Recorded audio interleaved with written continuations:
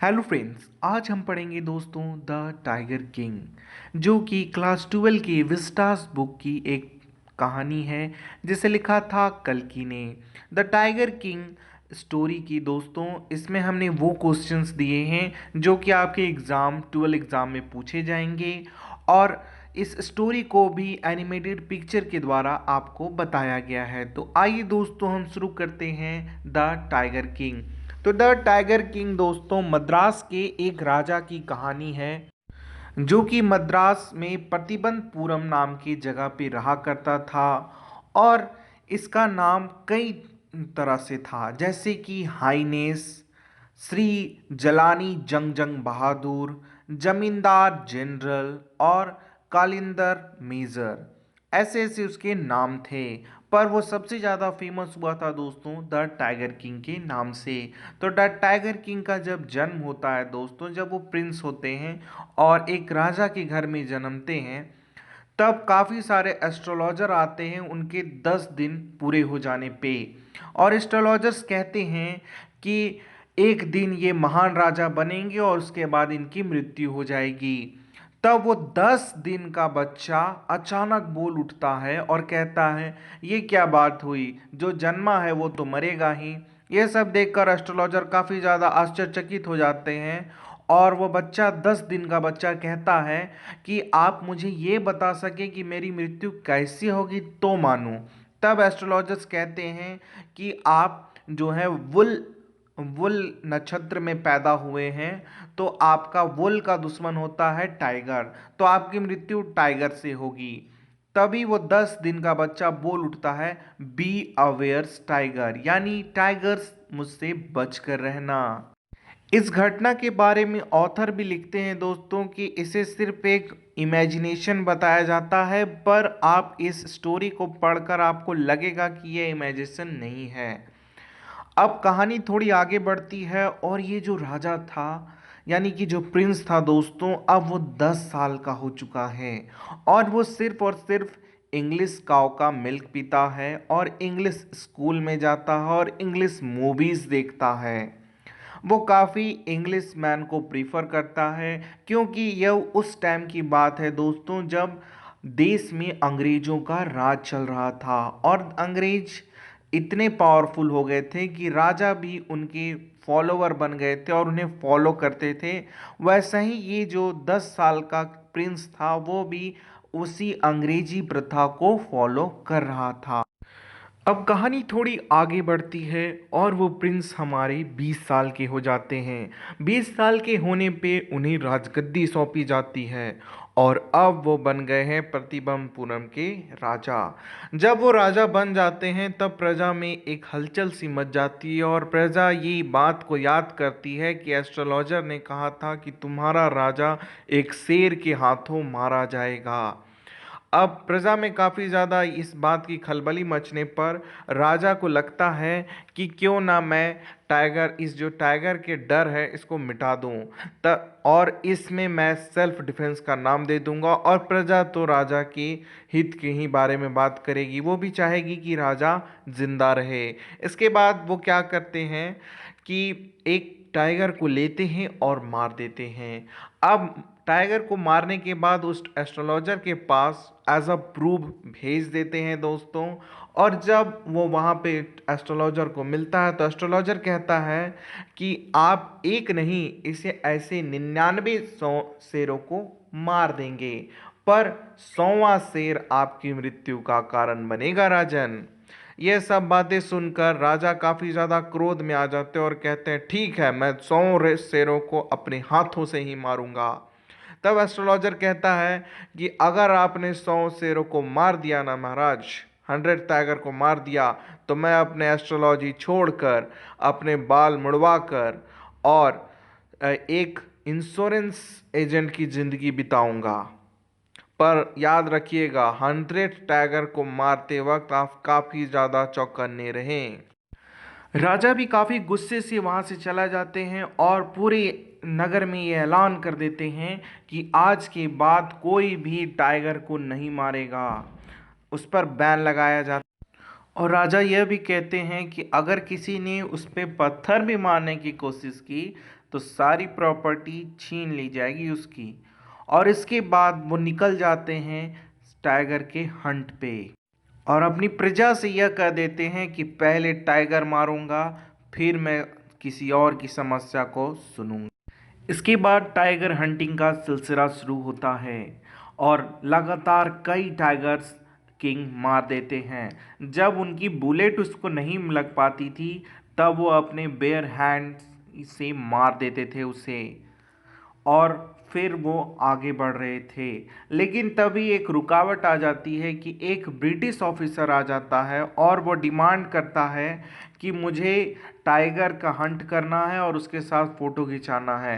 पर राजा ये ऑर्डर नहीं दे सकते थे, पर उन्हें यह भी डर लग रहा था कि अगर हम सीधा ब्रिटिश को मना कर दें तो ब्रिटिश का राज चल रहा है, वो मेरा किंगडम भी छीन लेंगे। तब वो क्या करते अपने दीवान को बुलाते और कुछ सुझाव मांगते। दीवान उसे सुझाव देता है दोस्तों और कहता है कि आप डायरेक्ट उस ब्रिटिश ऑफिसर को तो कुछ नहीं कर सकते, पर आप उसकी जो वाइफ है उसको खुश कर सकते हैं।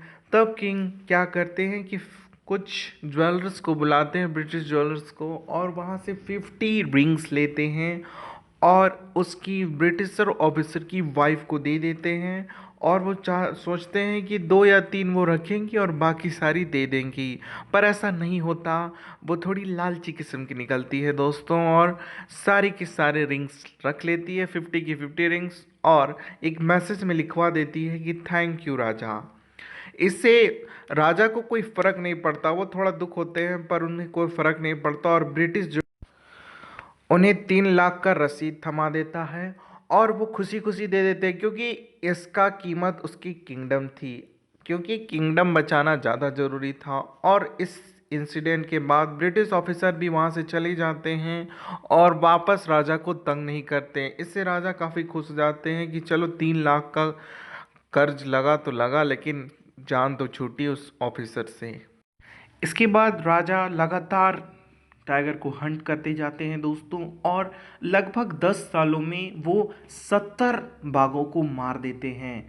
70 बाघों को मारने के बाद एक और प्रॉब्लम सामने आती है कि उनके किंगडम में अब कोई शेर बचा ही नहीं था। इसके बाद वो दीवान को बुलाते और कहते हैं कि इस प्रॉब्लम का सॉल्यूशन भी ढूंढो दीवान, अब क्या होगा। तब उनका जो दीवान होता है दोस्तों वो सुझाव देता है कि क्यों ना आप शादी कर लें। तो वो कहते हैं कि ठीक है, ऐसे किंगडम को ढूंढो जहाँ पे काफ़ी सारे टाइगर के पॉपुलेशन हो और हम उन्हें मार कर अपना 100 टाइगर का टारगेट पूरा कर सकें।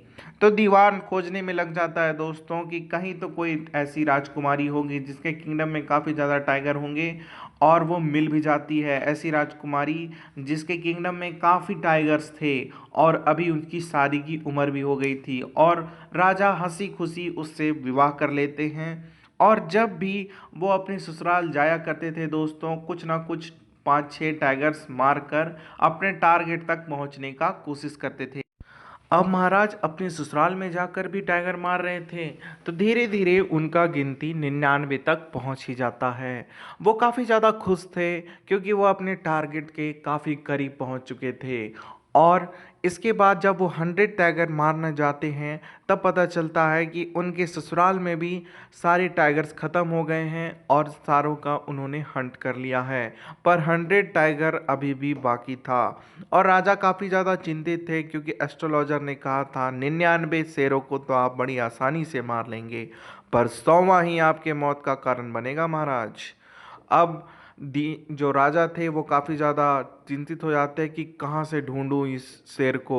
तभी खबर आती है दोस्तों कि कहीं पे कुछ सीपें गायब हो रही थी, यानी कि कुछ भेड़ें अचानक से गायब हो जा रही थी। तब राजा को लगता है कि जरूर को हो ना हो ये शेर का ही काम होगा, और वो सोचते हैं कि मुझे अपना 100 टाइगर मिल ही गया। और जब वहाँ पे वो उस गांव में पहुँचते हैं दोस्तों, तो वो देखते हैं कि फ्रिक्वेंटली जो सीपें गायब हो रही थी एग्जैक्ट उसी गांव पे जा कर के वो अपना खुशी जाहिर करते हैं कि मुझे आखिर 100 टाइगर मिल ही गया। और जब वो वहाँ पे पहुँचते हैं दोस्तों तो वो कहते हैं कि मैं यहाँ का 3 साल तक लगान माफ़ करता हूँ, क्योंकि इस जगह ने मुझे 100 टाइगर दिए हैं, 100th टाइगर दिए हैं। पर 100वें टाइगर की तलाश अभी खत्म नहीं हुई थी दोस्तों, और 100वें टाइगर की खोज में महाराज अब उस जगह पे घूमने लगते हैं। पर काफ़ी दिन घूमने के बाद अब वो थोड़ा गुस्से में आने लगते हैं, और काफ़ी लोगों को बुरा भला बोलने लगते हैं, और काफ़ी ऑफिसर्स जो हैं इसी गुस्से में अपना जो जॉब था उससे हाथ धो बैठते हैं, क्योंकि अब राजा को काफ़ी ज़्यादा गुस्सा आने लगा था, क्योंकि वो टाइगर जो 100th टाइगर यानी 100वां शेर जो था वो कहीं नज़र ही नहीं आ रहा था। और धीरे धीरे जो राजा होते हैं वो गुस्से में बदल जाते हैं। इसके बाद वो वहाँ के जो ज़मीन होती है दोस्तों, जहाँ पे वो आए हुए होते हैं, वहाँ से वो लौटने लगते हैं और काफ़ी ज़्यादा गुस्सा होने लगते हैं कि यहाँ पे शायद कोई टाइगर था ही नहीं, मुझे गलत सलाह दी गई थी। और काफ़ी अपने ऑफिसरों को निकाल देते हैं और कहते हैं कि तुम लोगों ने मुझसे झूठ कहा, इसकी सज़ा ये है कि तुम अपने नौकरी से हाथ धो बैठोगे। इसके बाद राजा उस जगह से भी काफ़ी ज़्यादा गुस्सा हो जाते हैं दोस्तों, और दीवान भी अब डरने लगता है कि कहीं मेरी नौकरी खतरे में ना आ जाए। और उस जगह से गुस्सा होकर के महाराज यह फैसला लेते हैं कि उस जगह का जो टैक्स है वो डबल कर दिया जाए। जो 3 साल तक माफ़ करना था अब उल्टा हो गया कि उस जगह का टैक्स दुगना हो चुका था। यह सब गुस्सों को देख करके दीवान काफ़ी ज़्यादा गुस्सा शांत करने का उपाय ढूंढने लगते हैं, क्योंकि महाराज अब काफ़ी ज़्यादा गुस्सा हो गए थे।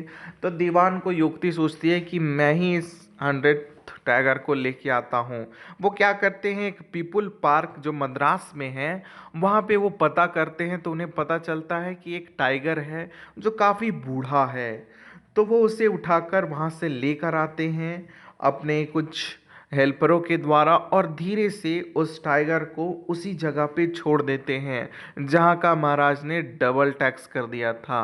अब उस जगह पे जब वो शेर को देखते हैं तो वो उस शेर को भेड़ दे खाते हुए देखते हैं और सोचते हैं कि या मैंने खोज लिया 100वां टाइगर। और जैसे ही वो उसे देखते हैं उस पर फायर करते हैं और वहीं पे शेर गिर जाता है। सभी लोग चीयर अप करने लगते हैं कि चलो राजा ने मार दिया उस शेर को। राजा काफ़ी ज़्यादा खुश था और वो कहता है कि इसे भी मेरे प्रतिबंधपुरम पैलेस पर लेके चलो, और इस बार पूरा प्रोसेसन के साथ लेकर जाना, क्योंकि ये मेरा 100th टाइगर था, मैं 100 शेरों को मार चुका हूँ। पर जब राजा वहाँ से चले जाते हैं तो कुछ मुलाजिम देखते हैं कि वो टाइगर मरा नहीं था, वो तो सिर्फ बेहोश हो गया था। राजा की गोली देखकर काफ़ी ज़्यादा बूढ़ा था, इसलिए एक फायर में ही वो बेहोश हो गया, उस पर कोई गोली लगी नहीं थी। पर वो अब राजा को वापस बुलाना और उसका डिसरिस्पेक्ट करना कि आपसे निशाना चूक गया है, वो लोग काफ़ी डर गए कि कहीं राजा फिर से गुस्सा ना हो जाए। इसलिए उन लोगों ने चुपचाप उस शेर को मार दिया और यही खबर फैला दी कि 100 टाइगर को राजा ने मारा है। अब उस टाइगर का बहुत बड़ा प्रोसेसन निकाला गया दोस्तों, और उसे एक काफ़ी अच्छी जगह पे दफनाया गया और उसकी खाल निकालकर प्रतिबंधपूर्ण पैलेस में लगा दी गई, हॉल रिसेप्शन के सामने। अब राजा आराम से अपनी प्रजा की तकलीफ़ों को सुनते हैं और उन पर विचार भी करने लगते हैं ना। राजा अब नॉर्मल ज़िंदगी जीने लगते हैं दोस्तों, क्योंकि उन्हें लगता है कि उन्होंने 100 टाइगरों को मार दिया है। इसके बाद वो अपने बेटे को देखते हैं जिसे वो काफ़ी सालों बाद मिल रहे थे, 3 सालों बाद, और उसका उस दिन जन्मदिन भी आ जाता है। और इस बात पर राजा काफ़ी ज़्यादा खुश होते हैं कि मैंने इतने सालों तक टाइगर हंटिंग के कारण अपने बच्चे पे ध्यान नहीं दिया, पर आज वो टाइम आ गया है जब मैं उन 3 सालों का एक बेस्ट गिफ्ट अपने बेटे को ला के दूँ, क्योंकि उनका बेटे का जन्मदिन था। तो वो सारे शहर में घूमते हैं और देखते हैं कि कहीं तो कोई ऐसा चीज़ मिलेगा जो कि इस 3 सालों का सारा भरपाई कर दे। और वो क्या करते हैं कि सारे शहर में घूमते हैं, तब उन्हें एक टाइगर दिखता है दोस्तों, लकड़ी का बना हुआ। और इससे राजा काफ़ी ज़्यादा खुश हो जाते हैं, वो सोचते हैं कि ये गिफ्ट परफेक्ट रहेगा, क्योंकि यह गिफ्ट मेरे बेटे को यह याद दिलाएगा कि उसका पिता जो था, महाराज जो थे, किंग, वो काफ़ी ज़्यादा पावरफुल थे और उन्होंने इतने सारे टाइगरों को मारा था और उसी का यह सिंबल है। वो 100 टाइगर दिखने में काफ़ी ज़्यादा खुश था। वो छोटा सा खिलौना था, जैसा कि आप पिक्चर में देख रहे हैं। वो लकड़ी का बना हुआ छोटा सा खिलौना था। पर शॉपकीपर उसे कहता है महाराज से कि महाराज, ये तो एक तुच्छ खिलौना है, अच्छा से बना भी नहीं है, आप इसे क्यों लेंगे, ये काफ़ी सस्ता है। पर महाराज कहते हैं मुझे यही चाहिए और ज़बरदस्ती उसके पास से ले आते हैं। पर वो खिलौना दोस्तों लकड़ी का बना हुआ होता है और उसमें काफ़ी ज़्यादा कीलें होती है, काफ़ी पुरानी कीलें, जिससे एक कील महाराज के हाथ में लग जाती है जब वो अपने बच्चे के साथ खेल रहे होते हैं और उनसे उसके हाथ पे सेप्टिक हो जाता है। धीरे धीरे वो सेप्टिक उनके पूरे हाथ में फैल जाता है। तब राजा काफ़ी चिंतित हो जाते हैं कि एक छोटे से कील से मुझे ये क्या हो रहा है। और कुछ दिनों के बाद उनके पूरे हाथ में इन्फेक्शन हो जाता है दोस्तों। और उसके बाद मद्रास से काफ़ी ज़्यादा स्पेशलिस्ट डॉक्टरों को बुलाया जाता है कि राजा के इस बीमारी का इलाज कर। इसके बाद सारे डॉक्टर मिल करके उनका ऑपरेशन करते हैं और जब वो बाहर निकलते हैं तो डॉक्टर्स कहते हैं operation was successful but king was died. यानी कि ऑपरेशन तो सक्सेसफुल हो गया पर राजा मर गए। और यहीं पे दोस्तों यह स्टोरी खत्म होती है। आखिर 100वें टाइगर ने ही उनकी मृत्यु का कारण बना और एस्ट्रोलॉजर आकर कहते हैं कि मैंने सिर्फ कहा था 100वां टाइगर मारेगा, मैंने ये नहीं कहा था कि वो टाइगर जिंदा होगा या मरा होगा या फिर खिलौना होगा। और यहीं पे यह स्टोरी खत्म होती है दोस्तों। आपको मेरी एक्सप्लेनेशन कैसी लगी, लाइक करें, शेयर करें और सब्सक्राइब करें और कमेंट सेक्शन में बताएं।